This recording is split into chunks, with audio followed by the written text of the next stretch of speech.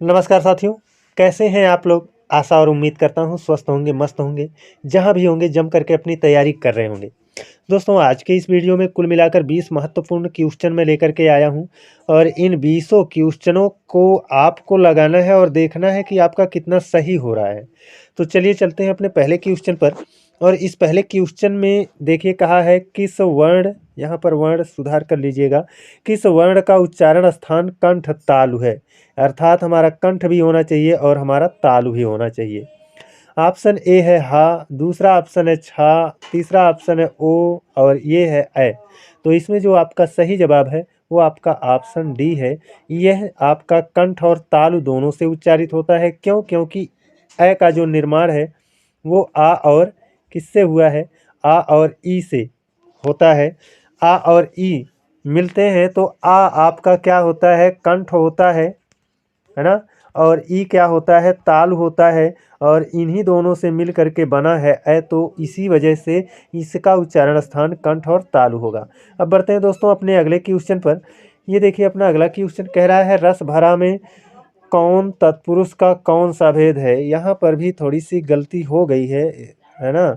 यहाँ पर रस भरा में तत्पुरुष का कौन सा भेद निहित है। तो देखिए दोस्तों रस भरा अगर हम इसको तोड़ते हैं तो हो जाएगा इसका रस से भरा।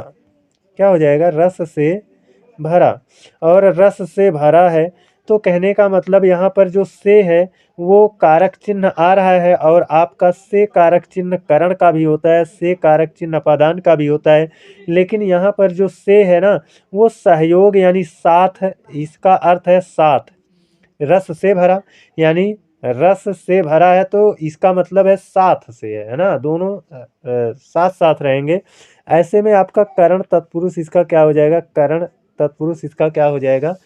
करेक्ट जवाब हो जाएगा, है ना दोस्तों। अब यहाँ पर अगला क्वेश्चन देखते हैं। कहता है रामचरितमानस की शैली क्या है।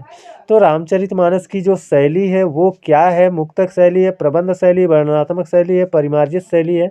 तो इनमें से जो करेक्ट जवाब है वो आपका है प्रबंध शैली। क्या है? प्रबंध शैली। यानी रामचरितमानस की शैली कैसी है? प्रबंध शैली है।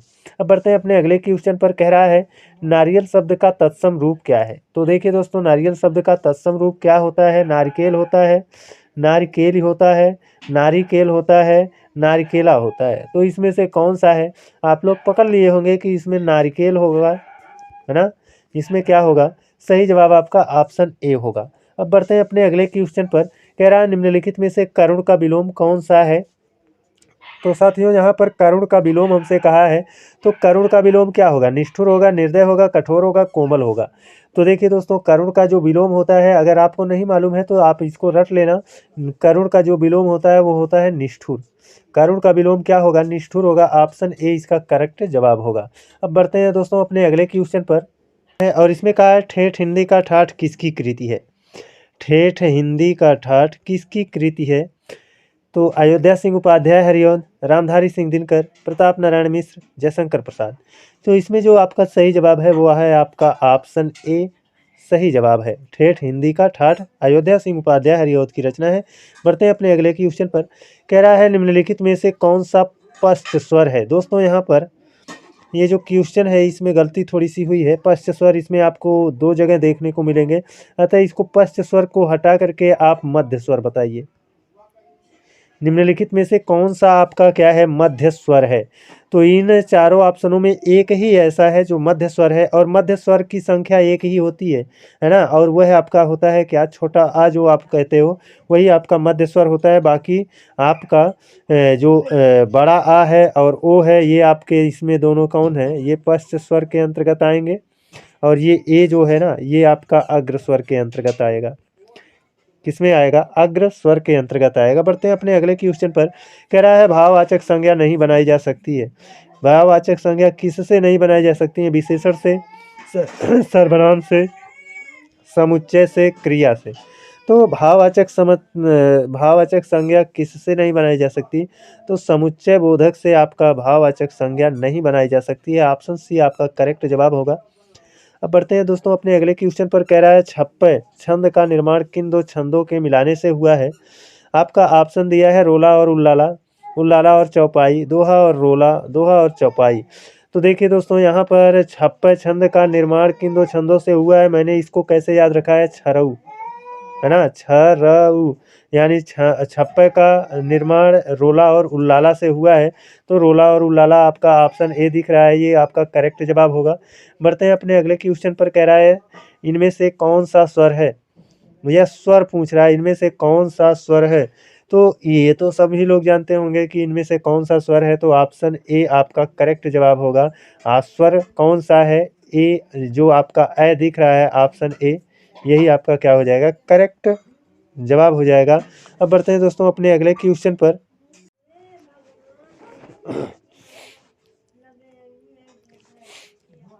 ये देखिए अपना अगला क्वेश्चन है, और इसमें कहा है कि मुझे किस प्रकार का सर्वनाम है। तो ये जो मुझे है, ये किस प्रकार का सर्वनाम है, उत्तम पुरुष का है, मध्यम पुरुष का है, अन्य पुरुष का है, इनमें से कोई नहीं। तो इसका जो सही जवाब है वो है आपका ऑप्शन ए, उत्तम पुरुष। उत्तम पुरुष का ये सर्वनाम है, क्योंकि वक्ता अपने लिए जिस सर्वनाम का प्रयोग करता है उस सर्वनाम को उत्तम पुरुष में रखा जाता है, इसलिए यह क्या होगा, ऑप्शन ए इसका करेक्ट जवाब होगा। अब बढ़ते हैं अपने अगले क्वेश्चन पर। कह रहा है कबीर वाणी डिटेक्टर थे, यह कथन किस आलोचक का है। यहाँ पर देखिए दोस्तों, आलोचक, यहाँ पर आलोक हो गया है, टाइपिंग मिस्टेक है, किस आलोचक का है, किस आलोचक का है। तो इसका जो करेक्ट जवाब है वो है आपका ऑप्शन बी, हजारी प्रसाद द्विवेदी ने कबीरदास की भाषा को, है ना, को लेकर के टिप्पणी करते हुए कहा है कबीर वाणी डिटेक्टर थे। अब बढ़ते हैं दोस्तों अपने अगले क्वेश्चन पर। कह रहा है किस तिथि को हिंदी को राजभाषा बनाने का निर्णय लिया गया। तो देखिए दोस्तों, राजभाषा बनाने का निर्णय हिंदी को कब लिया गया। तो हिंदी को राजभाषा बनाने का जो निर्णय लिया गया है वो आपका 14 सितंबर सन 1949 को लिया गया है। और आप जानते हैं 14 सितंबर को हिंदी दिवस भी मनाया जाता है ना। और राजभाषा क्या होती है, सरकारी कामकाज की भाषा को राजभाषा कहते हैं। तो ऑप्शन सी इसका क्या हो जाएगा करेक्ट जवाब हो जाएगा। अब कह रहा है हिंदी के मूर्धन्य ध्वनियाँ हैं। अब देखिए दोस्तों, इसमें थोड़ी सी गलती है ना। हिंदी के मूर्धन्य ध्वनियाँ है, यहाँ पर आपका चा होना चाहिए, यहाँ चा कर देते हैं, और यहाँ टा, टा के बाद ठा आता है, तो यहाँ ठा कर देते हैं। अब आप बताइए इन चारों ऑप्शनों में से किस में मूर्धन्य ध्वनियाँ है ना। तो देखिए दोस्तों, ये आपका जो चा छा जा झा है, ये तालु से उच्चारित होता है ना। और ये आपका क्या होता है, मूर्धा, यही है, यही मूर्धन ध्वनियाँ है, मूर्धा यही है ना। अपा फा ओष्ठ से ता था दादा, ये आपका दंत से होता है। बढ़ते हैं अपने अगले क्वेश्चन पर। तो इसका आपने जाना होगा कि इसका जो सही जवाब है वो कौन सा है, ऑप्शन बी है।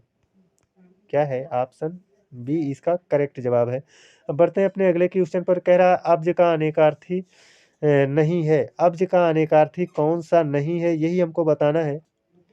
तो ये जो हमारा क्वेश्चन है इसमें कहा है अब्ज का अनेकार्थी नहीं है, तो इसमें क्या जवाब होगा। इसको देखिए दोस्तों, यहाँ पर अब्ज, आब, ये आब प्लस जा से मिलकर के बना है, आब प्लस जा से मिलकर के बना है। आब मतलब होता है पानी, जा मतलब होता है जन्म लेना, पानी में जन्म लेना। तो यहाँ पर दोस्तों आपका कमल, चंद्रमा और आपका ये शंख, ये तीनों आपके क्या होते हैं, अब्ज के अनेकार्थी हैं। अब्ज के अनेकार्थी ये तीनों हैं, लेकिन वर्षा आपका अब्ज का अनेकार्थी नहीं है। तो इस वाले क्वेश्चन का आपका करेक्ट जवाब होगा ऑप्शन डी, है ना। अब्ज का अनेकार्थी कौन नहीं है, वर्षा नहीं है, वर्षा इसका करेक्ट जवाब होगा। ये देखिए अपना अगला क्वेश्चन है, इसमें कहा है बच्चे धीरे धीरे चलते हैं, बच्चे धीरे धीरे चलते हैं। तो जो आपका बच्चे धीरे धीरे चलते हैं, तो इस वाक्य में आपका कौन सा वाच्य विद्यमान है। तो देखिए दोस्तों, बच्चे धीरे धीरे चलते हैं, तो ये आपका कौन सा वाच्य है, कर्तवाच्य होगा, कर्मवाच्य होगा, भाववाच्य होगा, या मिश्रित वाच्य होगा। तो देखिए कर्तवाच्य, कर्मवाच्य, भाववाच्य, ये तीन ही होते हैं, मिश्रित वाच्य कोई होता नहीं है ना। तो ये तो अपने आप ऑप्शन से हट गया। इन तीन में से क्या होगा। तो देखिए यहाँ पर बच्चे धीरे धीरे चलते हैं, अर्थात यहाँ पर कर्ता के अनुसार क्रिया चल रही है ना। अभी यहाँ पर हम कहें सीता धीरे धीरे, तब चलते हैं नहीं, क्या हो जाएगा, चलती है। सीता धीरे धीरे चलती है, अर्थात हमारा कर्ता के अनुसार क्रिया चल रही है, इसीलिए ये क्या हो जाएगा, हमारा कर्तवाच्य हो जाएगा। ऑप्शन ए इसका करेक्ट जवाब होगा। अब बढ़ते हैं अपने अगले क्वेश्चन पर। कह रहा है कौन सा वाक्य शुद्ध है। अब देखिए, सब में आपका रामचरितमानस एक धार्मिक ग्रंथ है, इसमें भी वही चीज़ है, बस आपका जो स्पेस दे दिया गया है उन्हीं को लेकर के मैटर बझा हुआ है। तो इसमें कौन सा रामचरितमानस शुद्ध है, वही हमको ढूंढना है, बाकी आगे तो शुद्ध है ही। तो जो आपको ऑप्शन डी में दिख रहा है ना, रामचरितमानस, ये वाला आपका शुद्ध है। बाकी जो स्पेस दे दिया गया है वहाँ पर वो अशुद्धि के अंतर्गत आता है। तो ऑप्शन डी हमारा क्या हो जाएगा, करेक्ट जवाब हो जाएगा। अब बढ़ते हैं अपने अगले क्वेश्चन पर। कह रहा है मृगावती किसकी रचना है। तो देखिए दोस्तों, मैं इसको याद करा देता हूँ इसी वक्त आपको। मृगावती किसकी रचना है। तो मृगावती जिसकी रचना है उसका नाम मैं आपको याद कराऊंगा, पहले आप बता लीजिए। विद्यापति हैं, अब्दुल रहमान है, कुतुबुन है, मधुकर है, कौन है। तो इसका जो आपका करेक्ट जवाब है वो है कुतुबन। कैसे आप याद करोगे, ऐसे याद कर लो ना। मृगावती, यहाँ पर देखिए मृग है ना। और मृग कहाँ रहता है, वन में रहता है। कुतुबन, कुतुबन में देखिए वन आ रहा है। तो इस तरह से आप रिलेट कर लोगे, ये आपको याद हो जाएगा, है ना। मृगावती किसकी रचना है, कुतुबन की रचना है। यहाँ पर मृग और यहाँ पर वन, मृग कहाँ रहेगा, वन में। बढ़ते हैं अपने अगले क्वेश्चन पर। कह रहा है महाजन शब्द में समास कौन सा है। देखिए जो हमारा समास होता है मुख्य रूप से 4 ही होता है। अव्ययी भाव समास, तत्पुरुष समास, अव्ययी भाव समास, तत्पुरुष समास, द्वंद्व समास और बहुब्रीहि समास, यही 4 ही होता है ना। और यहाँ पर महाजन, महाजन जो है इसमें आपका महान जन है ना। यहाँ पर महान जन, जन की विशेषता बतलाने के लिए आया है। और आप जानते हो कि जिस समास का प्रथम पद विशेषण होता है उसको हम कहते हैं कर्मधारय समास। तो हमारा ऑप्शन सी इसका क्या हो जाएगा, करेक्ट जवाब हो जाएगा। बढ़ते हैं अपने अपने अगले क्वेश्चन पर। कह रहा है अल्पज्ञ का विलोम शब्द है। अल्पज्ञ, अल्पज्ञ का विलोम क्या होगा। अवज्ञ होगा, कृतज्ञ होगा, सर्वज्ञ होगा, अभिज्ञ होगा। तो मैं आपको बता दूं अल्पज्ञ का विलोम सर्वज्ञ और बहुज्ञ दोनों होता है। सर्वज्ञ और बहुज्ञ, है ना, दोनों होता है। तो अल्पज्ञ, है ना, अल्पज्ञ का मतलब जिसके पास कम जानकारी हो, और सर्वज्ञ का मतलब जिसके पास सारी जानकारी हो, और बहुज्ञ का मतलब जिसके पास बहुत जानकारी हो, है ना। तो अल्पज्ञ, अल्पज्ञ का जो विलोम होता है सर्वज्ञ और बहुज्ञ दोनों होता है। आपका सर्वज्ञ ऑप्शन में है तो ऑप्शन सी ही आपका क्या होगा, करेक्ट आंसर होगा। अगर आपका बहुज्ञ ऑप्शन में होता तो बहुज्ञ आपका सही हो जाता, है ना। बस दोस्तों, आज का हमारा ये वीडियो कैसा रहा कमेंट करके आप लोग ज़रूर बताइएगा। आज के लिए बस इतना ही। अगले दिन आप लोगों से एक और बेहतरीन क्लास में मिलते हैं। तब तक के लिए जय हिंद, वंदे मातरम।